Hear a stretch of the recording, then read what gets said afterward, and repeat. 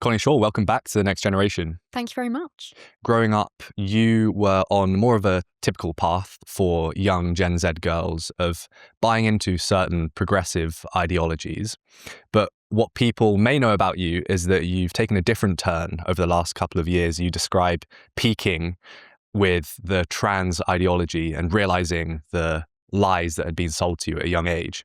Take me through, first of all, before becoming a TERF, what your beliefs were like politically and socially growing up. I think one of the first topics that I became quite incensed by when I was quite a young teenager, especially when I was studying religion at even GCSE, was Islam. And I could notice quite early on from anecdotes that my family had told me anyway, from experiences that they'd had within our own family, and also what I was learning at school. I very early on noticed the way that women were treated differently just through the clothing.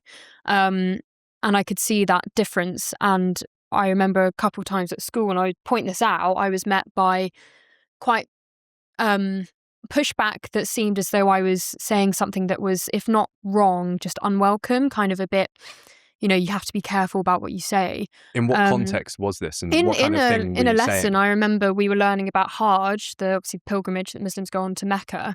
And I remember seeing the footage of the men who were wearing the white robes. And some of them were wearing them. I mean, obviously one of their shoulders is out and sometimes you can see their nipples.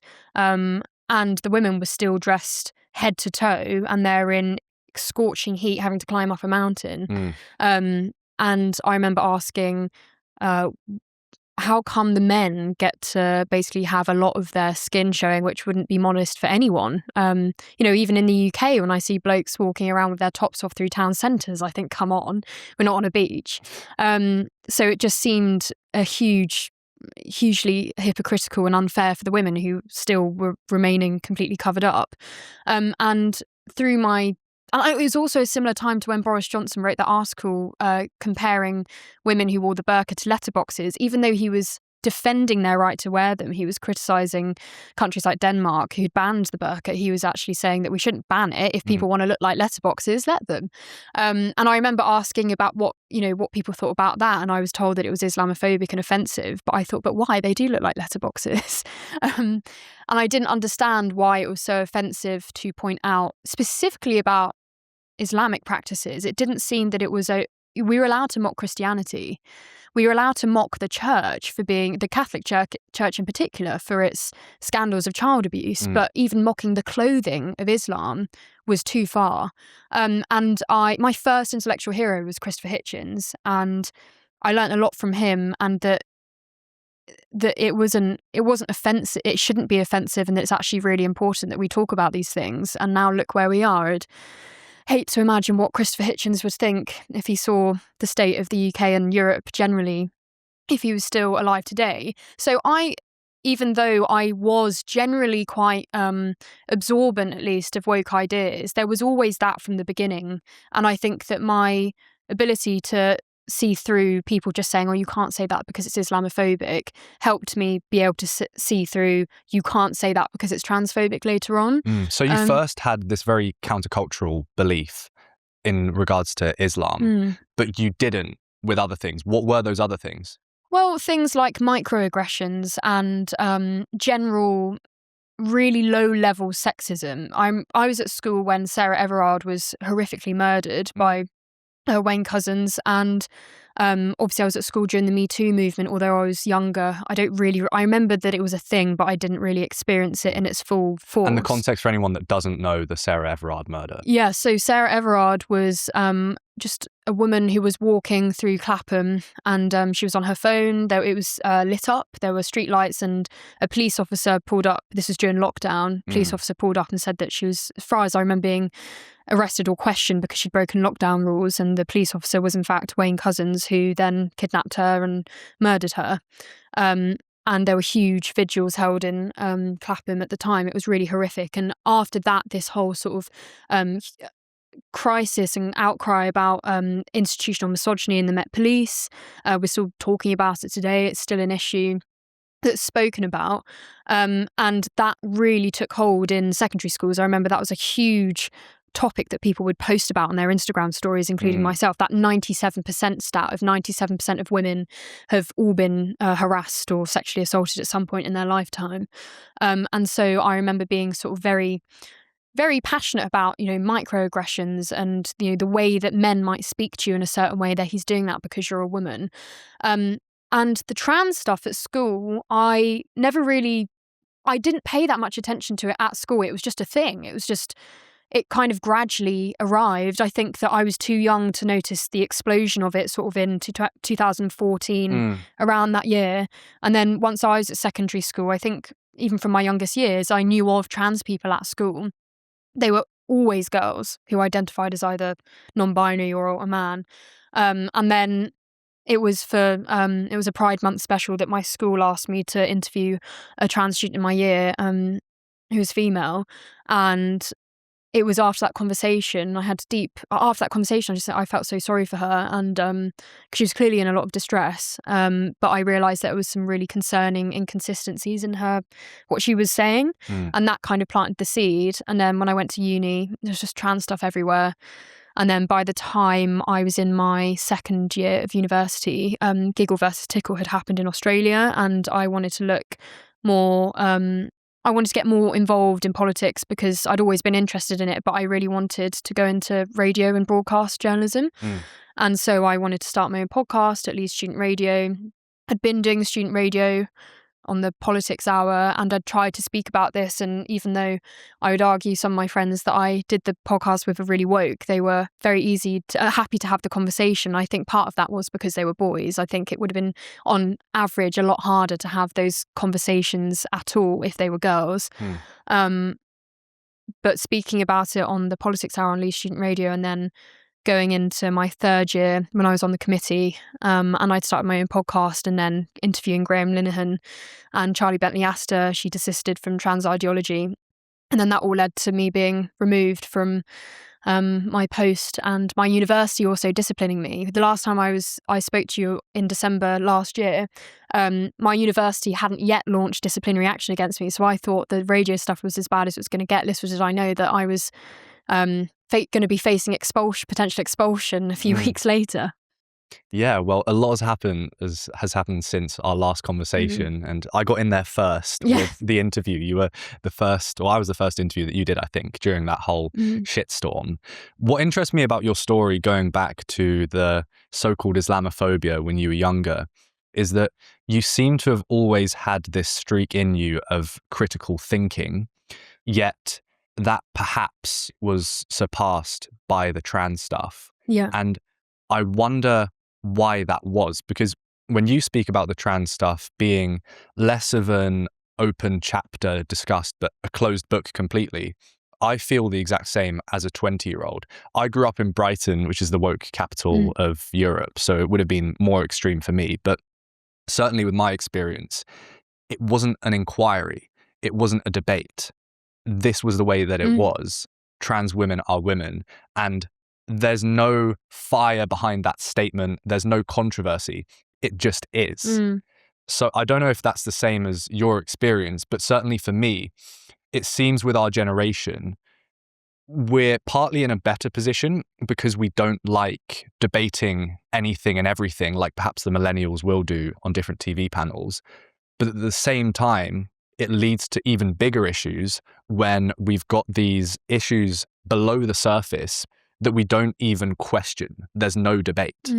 I think, especially in my experience, the reason why there seemed to be no debate at school was because, and this is probably true of a lot of people's experience whilst this phenomenon was kind of really taking hold, was that the school, in my case, was being led by the students. So I was co-running the feminist society, and teachers would come to it, and it was great, and we had really great discussions. Although, funnily enough, the motto of the society was that it was an open discussion, not a debate. Like, that was literally the motto of the society.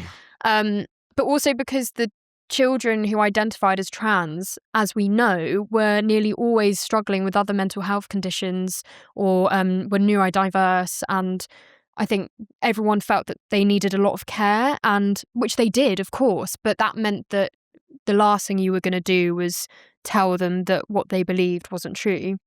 And that, of course, means, like you were saying, by the time you actually see the harms of that ideology, it's too late because you've already been affirming people. And one of the other issues was that, especially for young people at school, because there is it's like a 2-to-1 ratio or even more of young girls identifying as trans and young boys.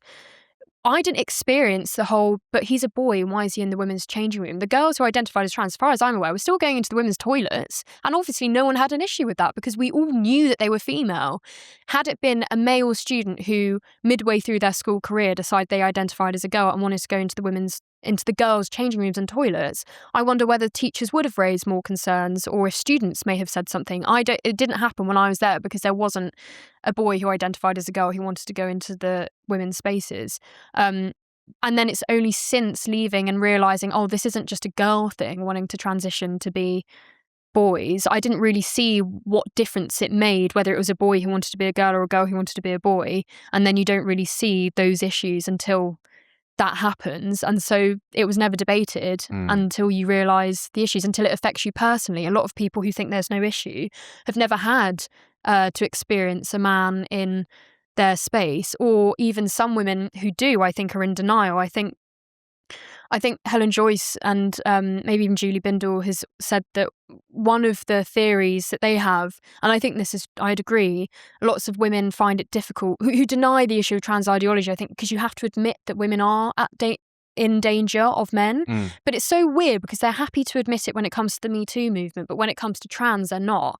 And acknowledging that actually your biology has a lot to do with who you're safe around really matters, and that's quite tricky to accept, I think, for some women.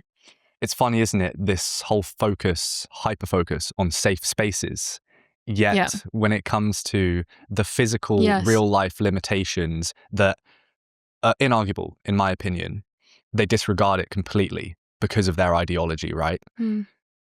Talk to me about the safe spaces that you've experienced at university, because I think one of the core problems here as a whole for our generation is that we are over-indexing on the wrong type of safe space where we don't want to have a debate. That's why the trans argument was a closed book for me. That's why so many different ideologies can sneak their way into our belief systems, because we over-prioritize safety rather than truth and actually preparing ourselves for the real world when we get out of university and there's no longer a trigger warning on every lecture. There's no longer a list of banned words and conversations you can't speak about on campus. Yeah. One of the best and most ridiculous examples of this when I was at Leeds is that there was leaflets that were scattered about the union about sexual violence, and one of them said, "Do your mates rate girls out of 10? That's sexual violence." But as far as I'm aware, the last time I checked, the University of Leeds policy still says that anyone can go into any changing room or toilet they like, no matter what their biological sex is, as long as they identify with that space. And it's often this sort of deflecting and trying to distract you from the really serious issues that are so simple to fix, and to speak more about really sort of hypothetical, cultural, like postmodern use of language, whether we're talking about people would much rather you be more concerned about Islamophobia than that you would about the rape gangs or Islamism in this country. They'd rather you be more concerned about the effect that might have on Muslims in general, rather than the effect that the rape gangs have had on hundreds, tens of thousands of girls in this country, or hundreds of people have been killed by Islamic terrorism. And it's this constant deflection to be more concerned about feelings rather than actual harm. And therefore, the safe spaces that people talk about, it's only safe as long as you agree with the people who are trying to deflect away from the really serious issues. One thing that I've tried to be speaking about a lot is this increase we've seen in migrant sex attacks, and they are sex attacks because nearly everyone is a random attack of a girl who was just out doing her business and she's dragged off the street. There was literally that example of two Afghan-born young men, they were teenagers, dragging another young girl off the street away from her friends and raped her in a park. Lots of them are random attacks. Abby, who was interviewed by Patrick Christys on GB News, she was playing hide and seek with her friends.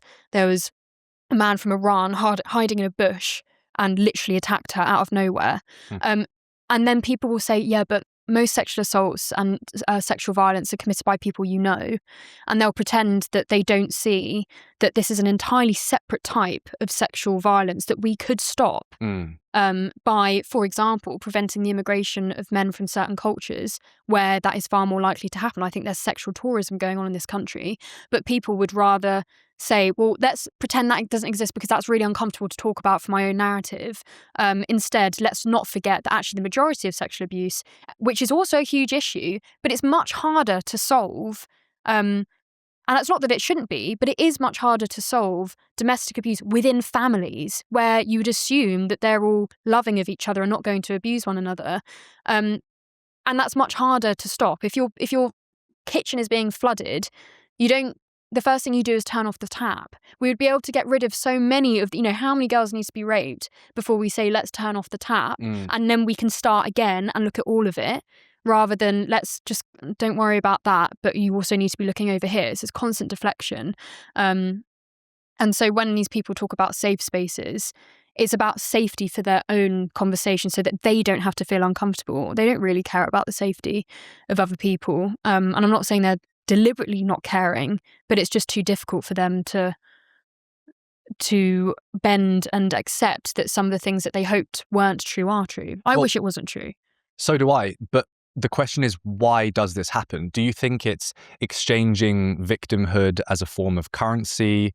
Is it virtue signaling? Is it prioritization of comfort rather than dealing with the difficult truths of life? What is it that's actually causing this issue in our generation?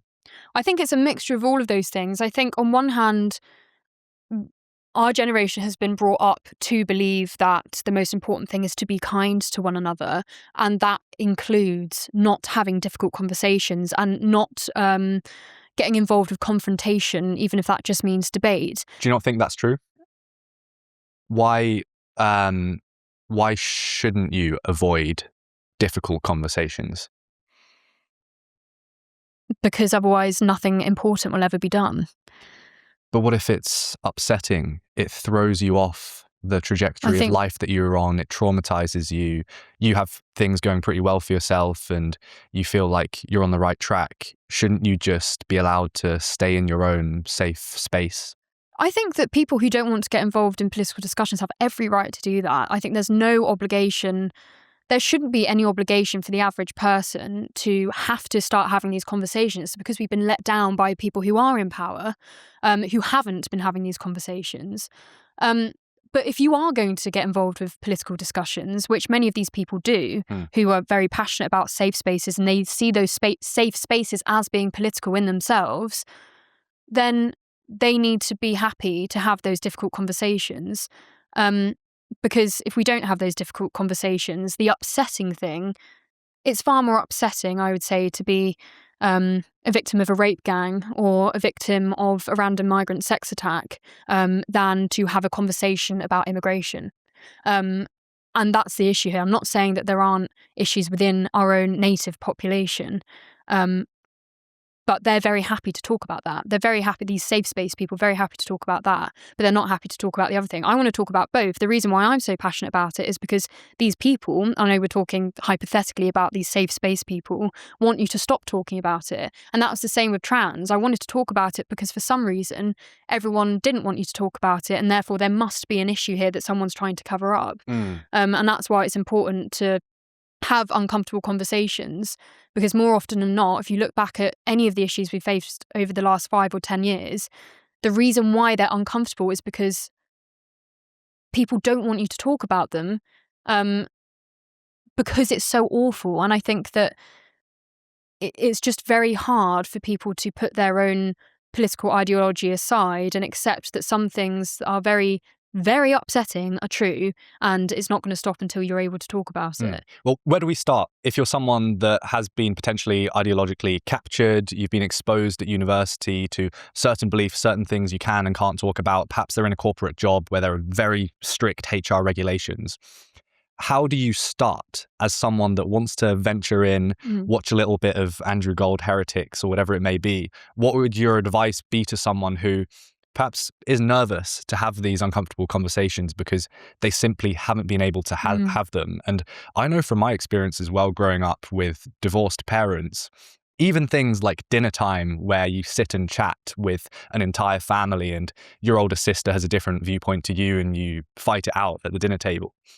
A lot of those different activities, I mean, even something like going to the pub now, they're just not available in the same way to young people, and we're not being exposed to difficult conversations in as many places. I saw a stat recently that more pubs are closing in London than were closed during the Blitz from German bombings. So we've had this removal of these third spaces rather than safe spaces to have difficult conversations.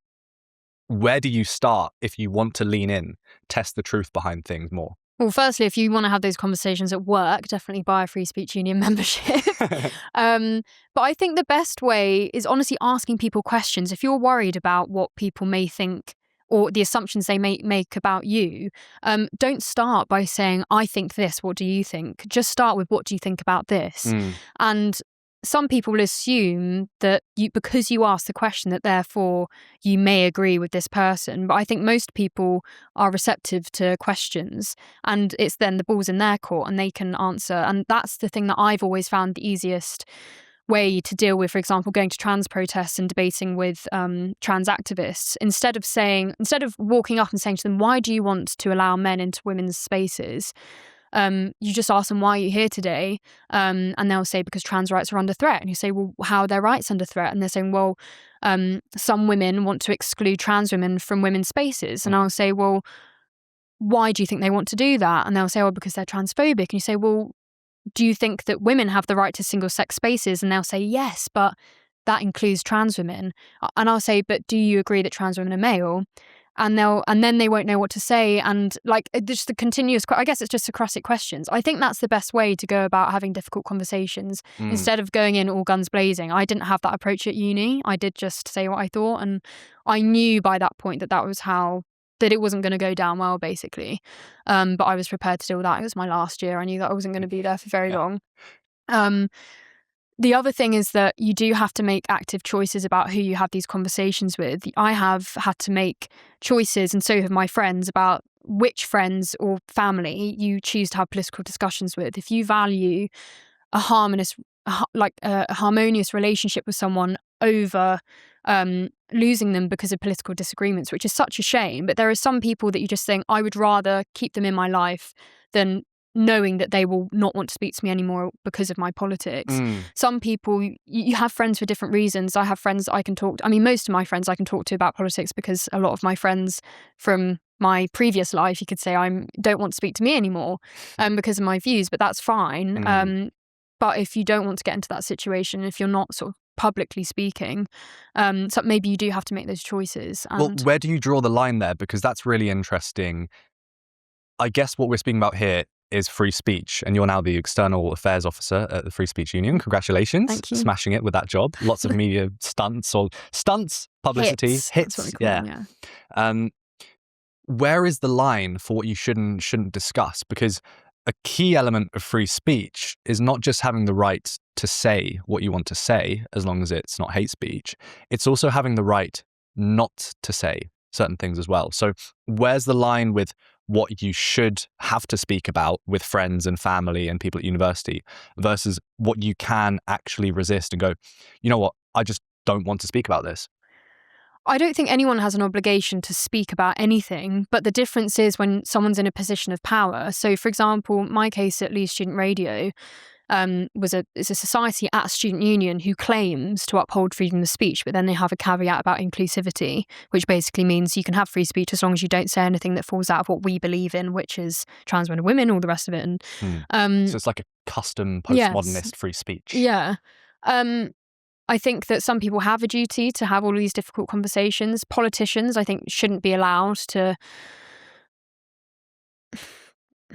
I guess shouldn't be allowed doesn't make sense, because they can just avoid certain tricky questions. But the point is, the electorate has the power to either vote them in or not, or vote them out. So it's perhaps not a legal restriction that should be imposed on them, but there is a moral duty there to answer certain questions. And if they don't, I guess in the democracy that we're in, you'd expect them to be voted out. Yeah. Then the public can decide what they think after seeing them answer or not answer a question or deliberately avoid. But in places like schools, teachers absolutely have a responsibility to be having these difficult conversations with students, and not making them feel like certain questions are wrong. Friends and family, I guess that's your private life. But I would, if I was a parent, I would very much encourage questioning, because you don't want your child to grow up and blindly believe in anything, because that really is teaching them to not be critical thinkers. I want us to linger on this point of safety that I think we've skirted around, because this I see as being one of the core tenets of this kind of woke victim mindset, is a prioritization of safety and a warping of the definition of safety, right? It used to mean an absence of physical danger or physical harm, whereas now it's drifted into not even permitting conversations to be had, right? Do you think there's been too much of a focus on safety for our younger generation? There's definitely been a focus on making sure that there is control around certain conversations. Even at uni, there was one example where the student union hosted an afternoon where local council leaders and the local MP, Alex Sobel, came to talk to students. And before we started, there was a piece of paper, more than one piece of paper, multiple sides, explaining how we should have these conversations, what you should do if someone says something problematic. It was absolutely insane. And I was told I wanted to talk about single-sex spaces. I also wanted to talk about the rape gangs, because there had recently been a story that I'd helped break for GB News about a building in Beeston, which is a suburb of Leeds, where a convicted a rape gang member owned this building, and the council was considering it to be converted into a children's care home. And I wanted to ask local politicians about this, because as a student in Leeds, it concerns me that the local council would have such disregard for the safety of young women. And I was told that that wasn't what we were meant to be speaking about here. I accept that it was more about sort of, rent prices and stuff. But how often do students get to speak to their local MP face to face in a setting where there are other people to witness what they say? And there were, I was literally, the conversation was shut down. It was really shocking. And I was extremely angry. It's very hard to contain my anger. But I think that ultimately, I imagine, especially young men in Gen Z are absolutely defying this precedent that's been set about having safe conversations. They are much more likely to be voting Reform, and young women in our generation much more likely to be voting Green. I think that we've been so safetied that people are now desperate to learn. I mean, our experience working with Vinay Kapoor, my colleague at the FSU, when he and I occasionally go to schools, that students are desperate to have these controversial conversations. You can see their eyes light up. When we went to speak in a school recently, I could see that they were really engaged, because I was talking about things that I'm sure they don't. I mean, their teacher was great. I'm sure they do get to have these conversations, but not often. Talking about Islamophobia and trans, they don't get to discuss it like generationally and socially from the other side. And you could see how engaged they were, and sometimes even shocked. Some of the girls in particular had their eyebrows raised when I told them why I had got in trouble at uni, and about why we oppose an Islamophobia definition, and about people like Hamid Koskan that we defend, people who burn Qurans. I think they're desperate to have these interesting conversations. I remember at school wanting to talk about controversial things. I don't think it's natural for young people to be so safetied. I think that it is just a minority. It's a very politically driven minority of people, often at school, students who feel as though they have been ousted and therefore understandably feel like they want a safe space. But that means that then people on the outskirts of those groups kind of go along with it because they see it as their moral duty. And it more often is young women rather than men. So I think we're definitely seeing the backlash already and people having these difficult conversations. That's exactly why, like on a bigger scale, you're now seeing this like quite concerning rise of serious ethno-nationalism on Twitter, at least, because for so long you weren't even allowed to talk about having general concerns about immigration, that it's pushed people so far that we now have really extreme characters going on big podcasts, which I think is great, actually. I think that we should be airing these opinions out. But the woke people who have demanded that we have these safe spaces where only certain viewpoints are allowed, they have absolutely paved the way for what they now call the rise in the far right. I mean, it's just it's the consequences of their own actions. They can't claim that that they had nothing to do with it. They need to take some responsibility for that. Well, it's interesting seeing this hunger, I think, mainly from the older generations, actually, when I occasionally do go on Twitter or go and watch different YouTube podcasts, for more and more extreme characters, because people are so sick of the status quo that they're not just moving the pendulum slightly to the right, they're absolutely fucking swinging it all the way.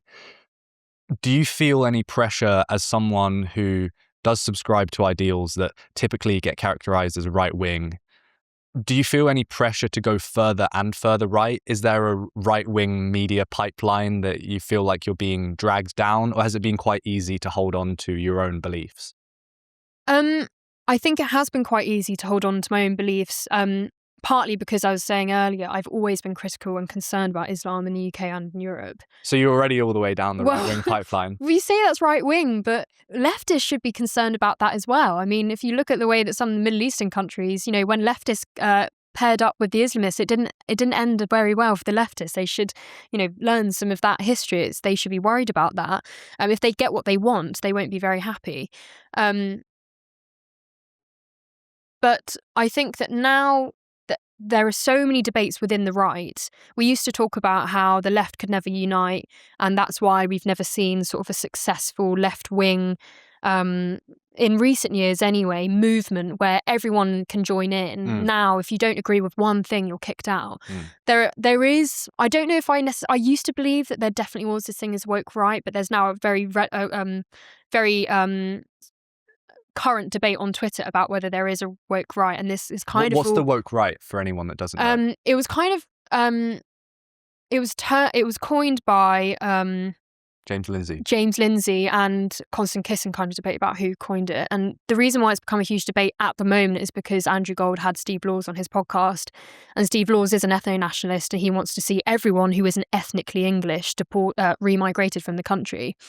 And Andrew believes that there is such thing as a woke right, and he believes that people like Steve Laws' supporters really are woke right, and they're saying that there isn't. But depending on what you mean by woke, and I think from what I understand, Andrew means a certain behaviour about shutting people down for saying something that they don't like.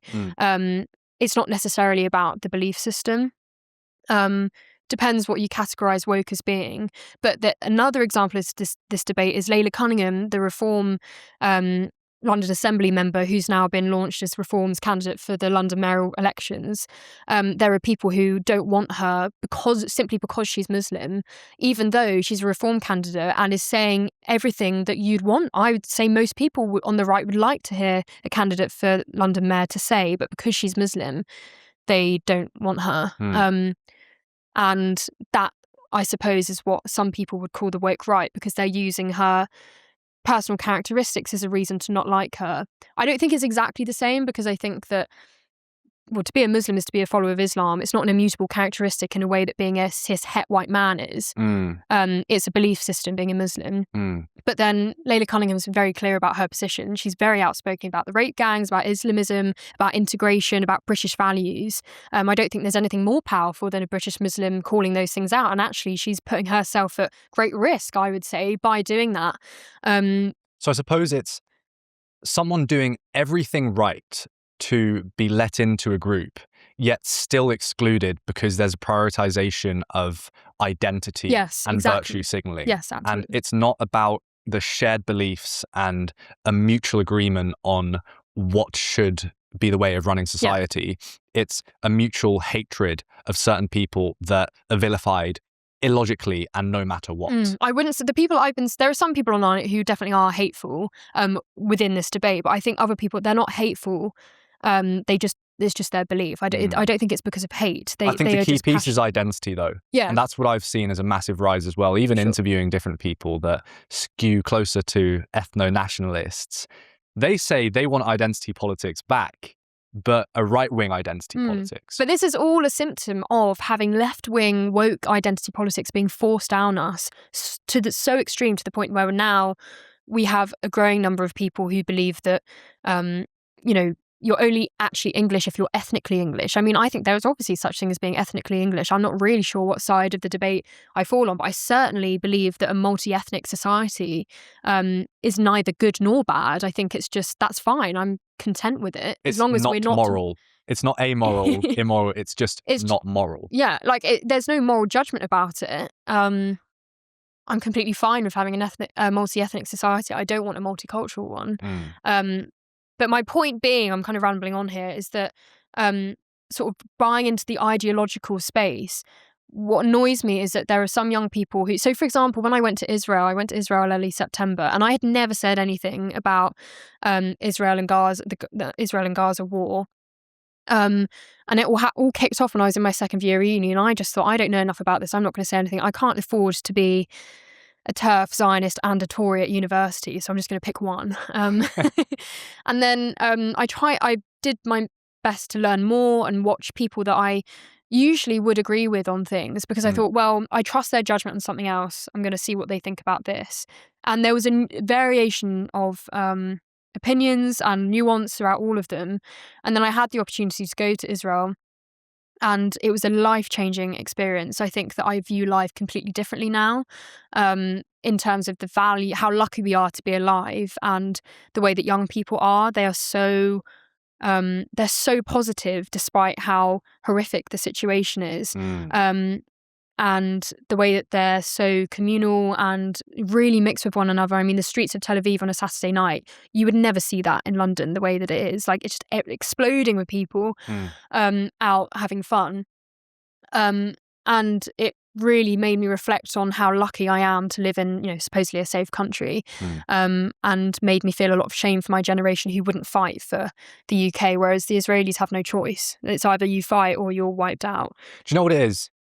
I think we have been coddled so hard by our parents, and we're living through good times, that there is this absence of danger to the point where we don't know what real danger is. We don't know what real danger is, and the demand for danger has outstripped the supply. So we try and find it in all of these stupid, pointless discussions. Not to say any of the stuff we've gone over today is pointless, but within that, things that just aren't true, microaggressions, the gender pay gap, whatever it might be, we look for things that aren't there, and we find them time after time, because ultimately, I think perception is projection, and the way you perceive the world and how it is going to influence the narrative that you tell yourself, both on an individual level and also socially. So we're looking for things that aren't there, and we've also lost the fundamental important parts of life: community, responsibility. And it kind of sounds conservative for some reason when I say that. There are good things about conservatism. That's why I'm a conservative. Of course. And I'm not a conservative, but when I say conservative, I mean like ideologically, rather than, even though I do like Kemi Badenoch and Yeah. Well, I'm not a conservative large C, but it does still worry me that the important parts of life that have just been proven time and time again through thousands and thousands of years of history are important, that they're lumped in with this vilified conservative party that's only been in power or contending for power the last couple of decades, right? That's so dangerous, because now there's kind of this political charge with basic human needs like community and responsibility. And I went to Israel last year now, exactly a year ago. And I remember what really struck me there was being in Jerusalem And I went to this corner shop late at night to pick up some snacks with my dad.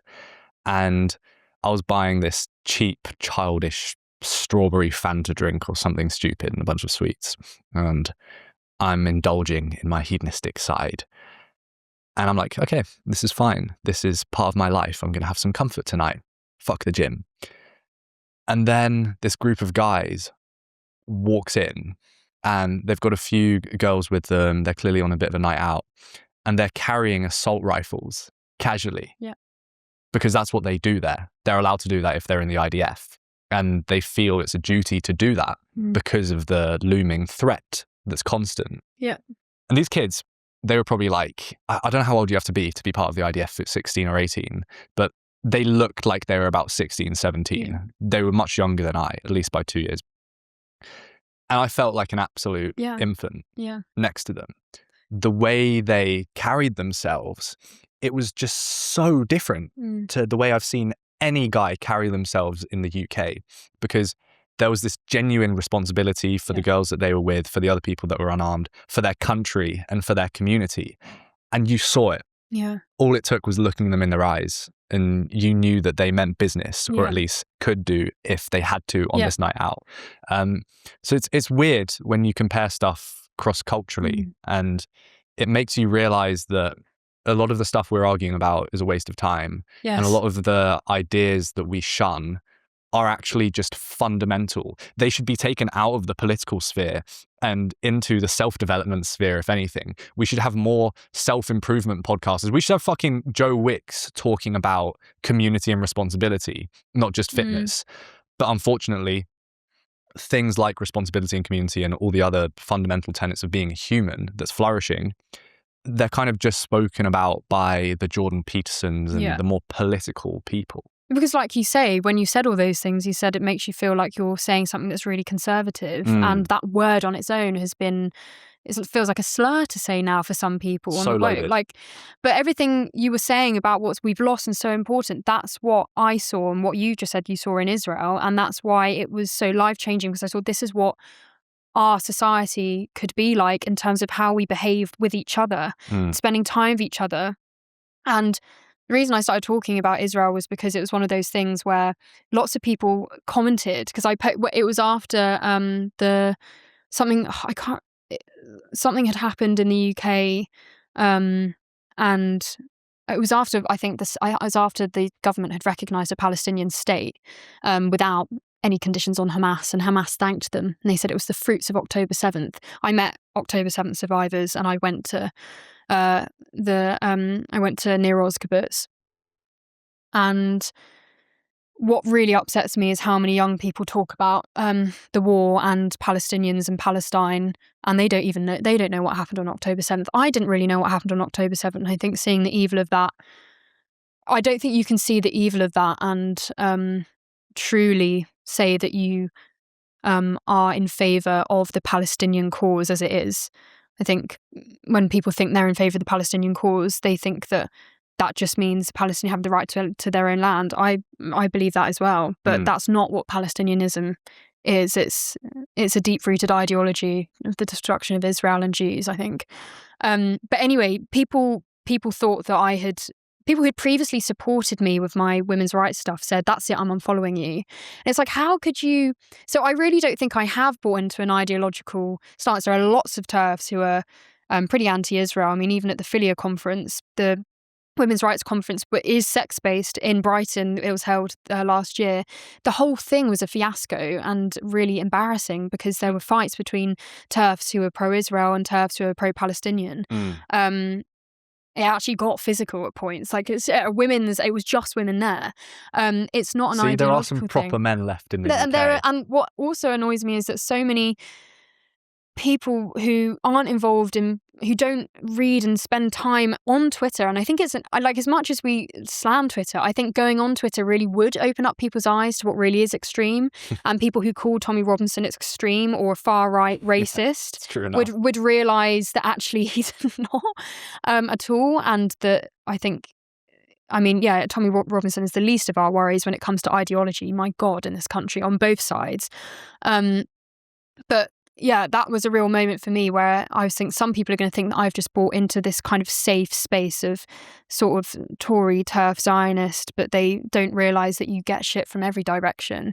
And there are plenty of people who, you know, the amount of hate you get for supporting Israel and the right for Israel to exist and to be, again, opposed to anti-Semitism is quite ironic, because all of these people who would typically be in favour of these safe spaces and controlling conversations, making sure that no one's feelings are hurt, don't care about whether they hurt the feelings of Jews. And it's not because I care about whether the feelings of Jews are hurt. I care about their safety, and what many of these people on the left who say they care about safety are supporting causes that are actively putting Jews at risk in this country. For some reason, like, you know, David Bazil will say Jews don't count. And so there's a lot of hypocrisy that goes on. And for me, it's just about what do I think is true. And that's always been the case. It's not, I really do try hard to not just go with what I think is the easiest option. The easiest option would have been to say nothing, to just stick to women's rights and not branch out. But as soon as I start branching out, people assume that I'm kind of picking who are the people that who are the people that I'm going to be safe with, what's going to keep me with the most support. The truth is, whatever you pick, nothing is going to maintain a huge amount of support. Like, you're always going to find your niche, and it's not about ideological conformity. I mean, there are things that within my young TERF friends we disagree on so much, and like we're having those debates with each other. So I think there is a risk for some people to go down that ideological conformity, but most people I know certainly aren't.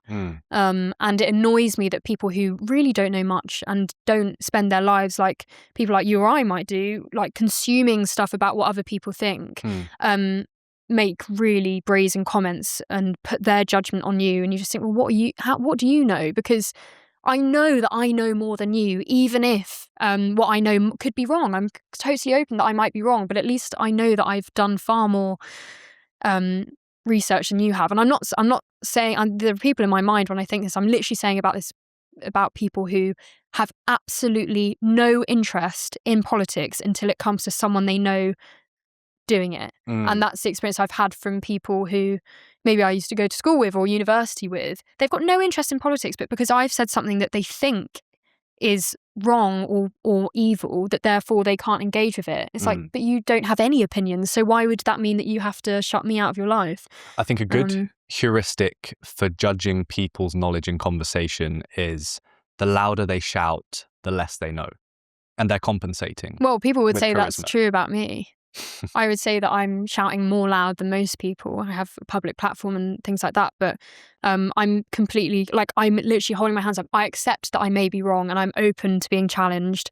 And that's the issue that other people don't have. They didn't like the fact that I was challenging what they might see as being right or the good thing to do. And the shouting loudest there is perhaps meant more metaphorically than actually how loud you're shouting. It's more the people that are so strong in their convictions and they shout that their opinion's true and that nothing else is, right? Whereas you can be very passionate whilst accepting that fundamentally you don't know what you don't know and you're open to be persuaded. That's why I wouldn't see you as someone who's shouting the loudest like other people are, because you are open to be persuaded otherwise. But it must be hard. I mean, just to break the fourth wall on your media appearances and going through all the different networking events that I can imagine you've been to the last year, surely there must have been interesting conversations where people see you as this young buck that's up and coming and they want you to join their party or join their tribe. What's it been like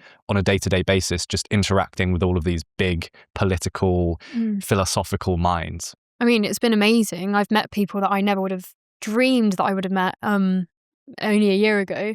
I have had, and I mean, that's another, you know, if only these people who accuse me of sort of going down this pipeline knew about all the things that I've turned down in terms of not like huge opportunities. I mean, people who are starting up new groups and say, will you publicly support us? And Is there anything that you can speak about?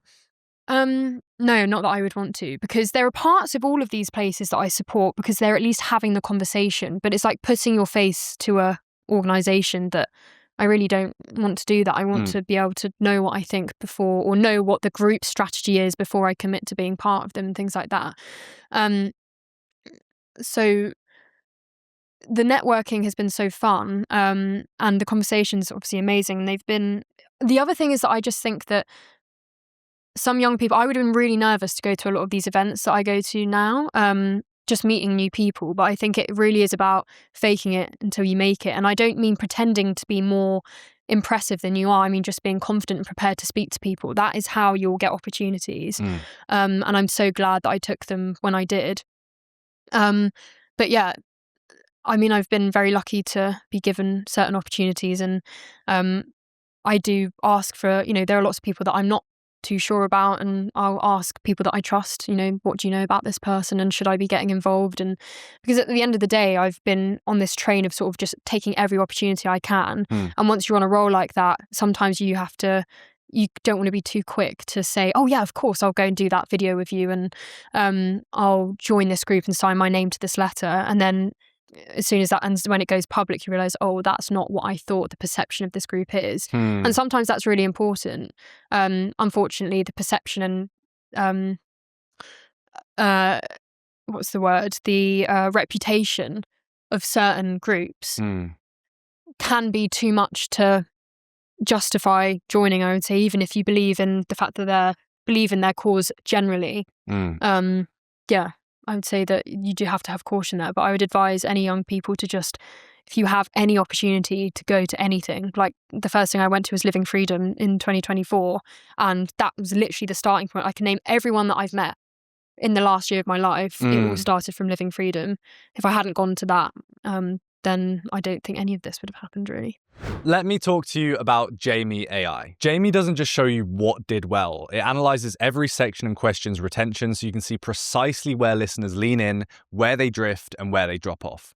It learns from your entire back catalogue and uses that history to inform how you structure the next episode. Instead of guessing what to research, you get data-backed input for your prep.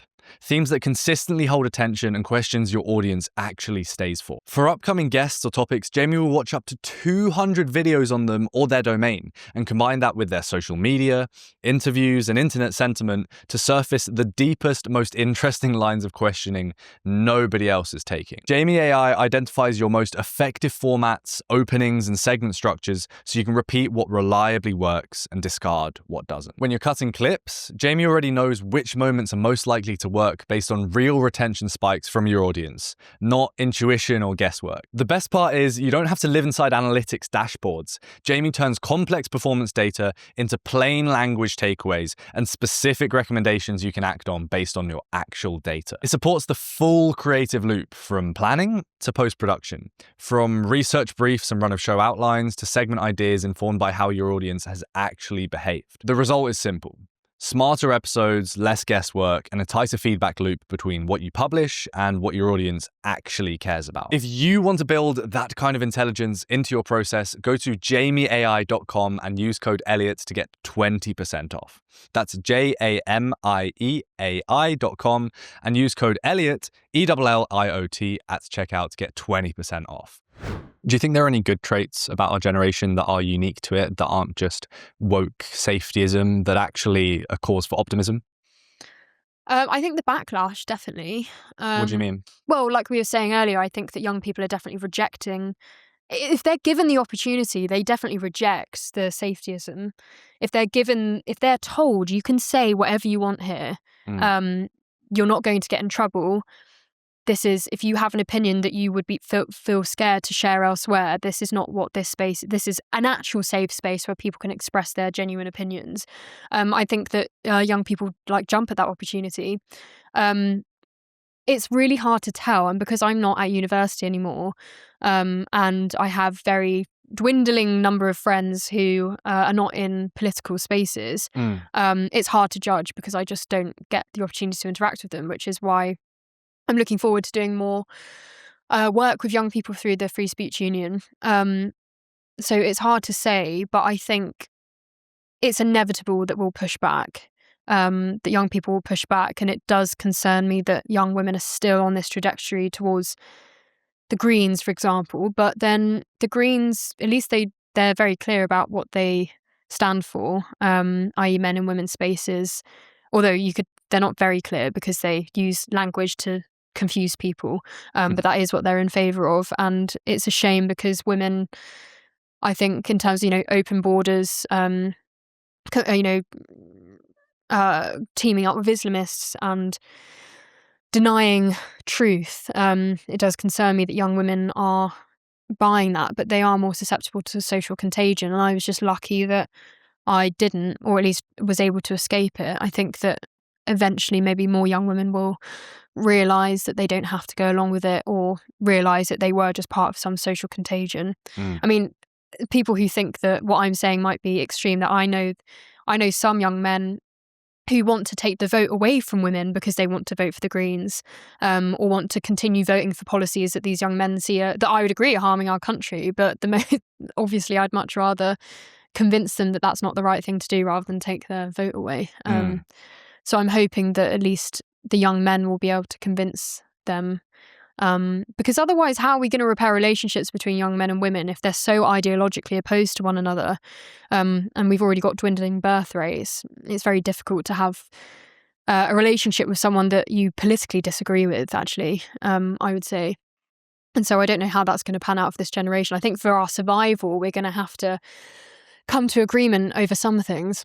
There are certain things that make you come to agreement easier than others, that put more order over societies than other. And one of the big ones is religion. You've mentioned that one of your heroes growing up was Christopher Hitchens. He was a famous member of the Four Horsemen of the New Atheism movement, and he wrote a book. Did he write more than just God Is Not Great? Yes, he's got lots of sort of essay collections. Christianity? I can't. Anyways, God Is Not Great. Great book. Yeah, and it's a good book. Famous for destroying Christians in debates with his amazing rhetoric that perhaps wasn't actually that philosophically deep, but nonetheless, great orator, incredible, interesting person. From what I've seen of you when we've been at other events like ARC, you're also an atheist. I remember you ardently defending atheism against a Christian at like the ARC drinks reception. That was hilarious. You guys are just standing there whilst there was a speech on stage, like going back and forth in a very respectful manner. Do you remember this? I don't think it was me. It was definitely you. Oh my God, when was this? At ARC, which for anyone that doesn't know is very heavily skewed towards Christians. I remember there being a drinks reception for young people, and there was a girl on a stage evangelizing from the Bible. Yeah, and then there was another one in the crowd that you ended up having a back and forth with, Yes, I do. Which was hilarious that was to watch. Really interesting. You were very passionate. So was he, may I point out? He was, and it was very great. You guys should have been on stage. It would have been far more interesting. Point being, you're an atheist, but I've seen you on TV say that you're concerned about the collapse of Judeo-Christian values. Why do you say that? What does that mean? So I do think, as much as I am and will always be a huge fan of Christopher Hitchens, I think that even Richard Dawkins says that he is very glad that he lives in a culturally Christian country.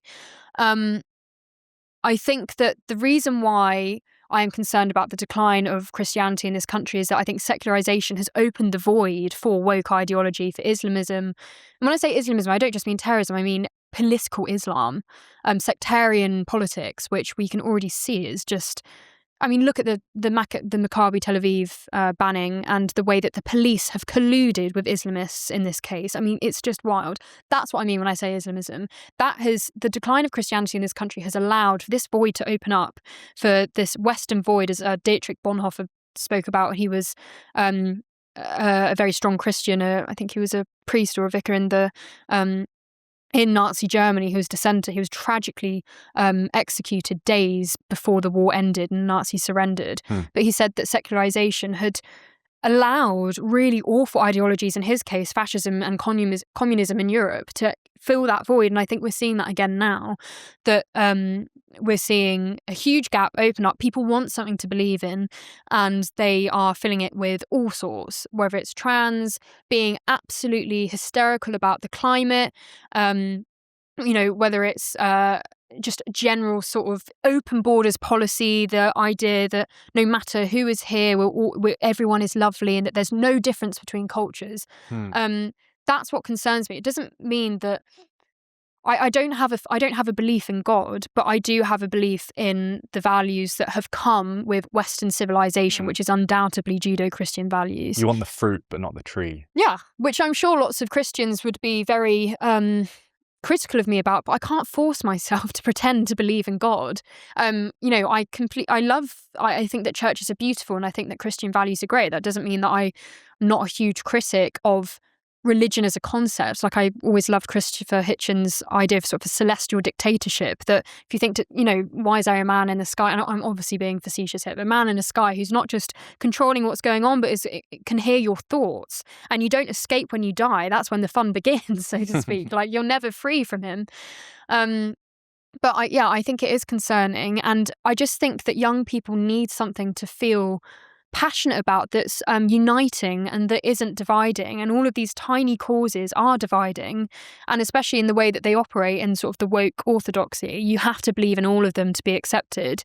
That's why you see Queers for Palestine. And I think that also the other thing about church is that it is community driven. Young people aren't able to meet other young people in the way that we used to. Less young people are drinking, apparently. I mean, I can't say the same for my friends. But less people are going out, pubs shutting, youth centres don't exist like they used to. People don't stay in the same village.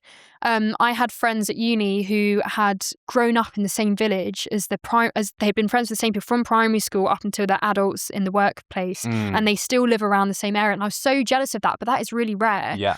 Most people, their parents have moved maybe out of London into a rural area to have children, and then you don't know anyone from your past. Whereas in the village where I grew up, my mum's generation and my grandparents, they know everyone, and it's lovely. And I love going back there out of London to walk into my local pub and know nearly everyone who's in there, and it's a packed pub. That's just beautiful, and people don't have that anymore. I think it's declining. And that's why I think that resurgence of Christianity, and at least maybe church going, is quite important, because it reminds people how important shared values and community is. And I think that without that, then we open up this huge void to have absolutely no principles, and allowing anything to fill it. And that's why I'm concerned about it. It's not because I've suddenly found God. I haven't. The idea of suddenly becoming religious scares me, because I think, I would have to have some sort of revelation. I don't think that I was brought up an atheist. I don't think that I'd have to have a revelation, I think, to believe in the existence of God. Whether I'd worship him or not is another question. So all the comments are going to be all the Christian audience members I have going, she's so close, guys. Yeah, she's so close. Yeah. But I still stand by what people, the problem of evil for me has always been too much. But then at the same time, I thought, well, actually, you can only really believe in the existence of good if you see what the alternative is, and that is evil. And I think becoming more engaged about what really happened, for example, what really is the situation in Israel and Gaza, and what is the history of that piece of land, you can see where good and evil is, and maybe true evil does exist. And I think that also the West is also dealing with a type of evil that we've not had to deal with for at least a number of generations. Obviously, Nazis and the Soviet Union in the 20th century was one thing, but there is a difference with Hamas and Islamist terrorism, that they don't care if they die. They take pleasure in being martyrs. At least Nazi Germany tried to hide to some extent the truths of the Holocaust from the German population. Hamas live streamed their brutality to the world. I mean, there isn't a word. Brutality doesn't do it justice. There isn't a word to do it justice, but it's an evil that Western people can't understand. You'll never be able to understand it. And I think that's why we're so naive about Islamism, and especially organisations like Hamas and Hezbollah. So that's why I'm concerned about Judeo-Christian values. Yeah. I have a very controversial take for Christian listeners that will get me shouted at, especially by the editor next door who's a Christian. I actually think that a lot of Protestantism, it's almost this form of luxury belief where the problem of evil isn't a concern to those people because they're growing up in a metropolitan city in the West where there's not much evil. So they go, yeah, well, there's actually not that much suffering in the world. The possibilities that we have and opportunities we're afforded, they're so vast. Of course, there's a God that exists that's warranted all of this.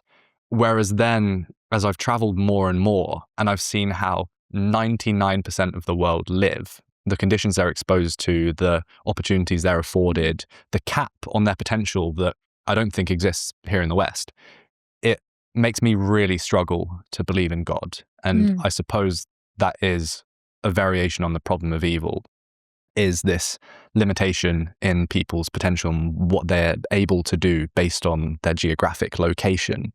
But as an atheist, one of the best quotes I've ever heard about religion, it comes from, I think, AC/DC's tour manager or someone really random.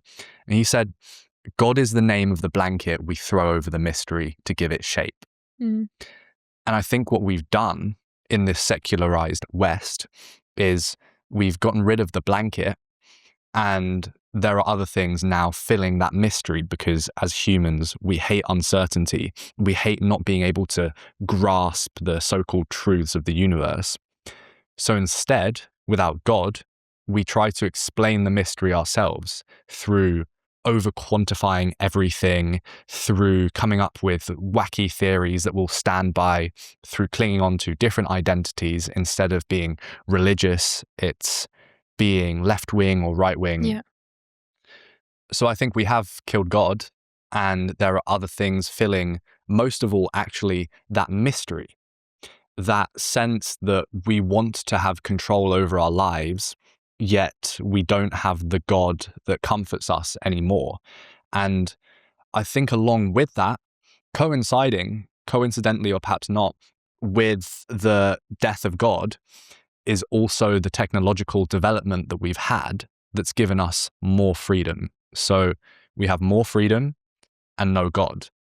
We've got nothing covering the mystery, and we've got more mystery through freedom and having unanswered questions as a consequence of that. So what happens? You get incredibly confused and anxious and worrisome about what the hell you're going to do with your life, because you don't have the big man, bearded man in the sky to comfort you, although that's a bit of a caricature. You don't have this predetermined path here in the West because we've got it very good. Of course, anxiety rates are going to be increasing. Of course, depression is going to be increasing when people are comparing themselves to others. And it's no longer just the way life is. It's not what God wanted. It's your fault because you've got access to everything. And I actually think the white pill take on that is that this is all just a big, fat teething issue because of good things that have happened. And I think with our generation, perhaps we will solve some of those big questions, some of those big problems with having more freedom. And actually, we'll be able to live in a freer world where also we do work out how to hold on to the fundamentals like community, touching grass, doing things away from the online world. So I'm optimistic. I don't know if you are for our generation. Yeah, I mean, we have to be optimistic. Otherwise, I mean, there have been times where I've thought, well, we're just finished. Like as a country, we're finished. And but I still judge people who, and I don't mean you, but people who say they're leaving the UK. Well, to be fair, you did say this a little bit, but go on. So maybe I am judging you. But I have do the uncomfortable feel, conversation. But then it's with not. me. But I mean people who. I do judge people who are passionate, are really distraught about the decline of the West, yet they're leaving and they're not doing their bit. People who would have the ability to make a difference and they're just leaving. And I don't blame young people for doing that, but people do need to stay. Otherwise, there was the figures about how net migration has fallen so much. Yeah, do you know why that is? Because so many young people are leaving that all the people coming in, like it means that the net migration has gone down so much. But the reason it's gone down is because so many young people have left, and the left are all going, see, all you right wingers going on about immigration. It's like, and they can't see beyond the reason why it's gone down to a low net number, and it's a shame that all those people want to leave. But I think that unless something drastic happens, and we'll see what happens at the next election, then I don't know. I would like to be hopeful, and I am hopeful. If I had no hope, I wouldn't bother doing any of this. But it will be interesting to see but we have no choice. Like, we either stick around and fight for what it is that makes the West so desirable and so, the best civilization that's ever existed, and maintain it rather than letting it just fall in front of us.